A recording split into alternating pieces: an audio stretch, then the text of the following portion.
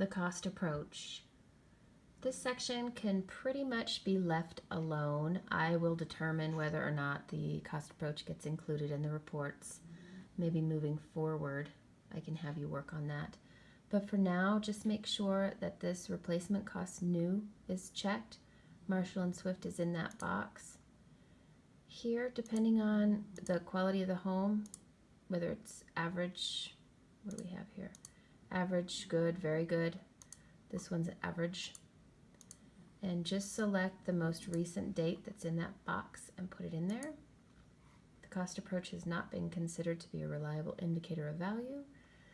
That can all just stay blank. Down here, without sufficient data upon which to develop a gross rent multiplier, the appraiser has not calculated the income approach. That should be in every report. Down here, project information for PUDs. Now this should be checked, these boxes should be checked only if this property is in a PUD or planned unit development. And that has to do with the zoning and whether or not there are association dues. So if we go up to the neighborhood section, let me move this back just a little. Here, we'll just do this. Okay, so you go down to the neighborhood. Select that. We can see up here that our zoning is ag and we do not have association dues. So in this case, I'm going to go back down to the cost approach. Cost approach. There it is. And I'm going to remove this because it says this is only applicable for PUDs. So I'm going to remove any information in this section because we are not dealing with a PUD.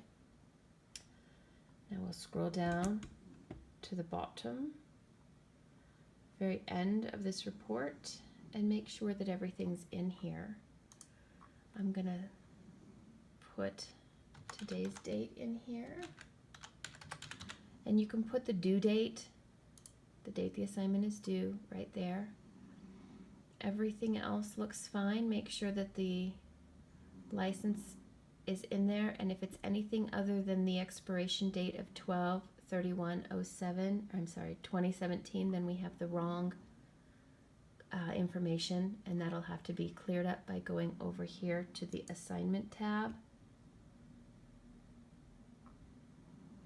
and selecting Landmark Professional Appraisals. The information in this section is all populated using the information that's been entered in the assignment field. This is First National Bank. If there was an AMC that we were working for, the name of that AMC should appear right here. For instance, Home Base or AAA or whatever the case may be.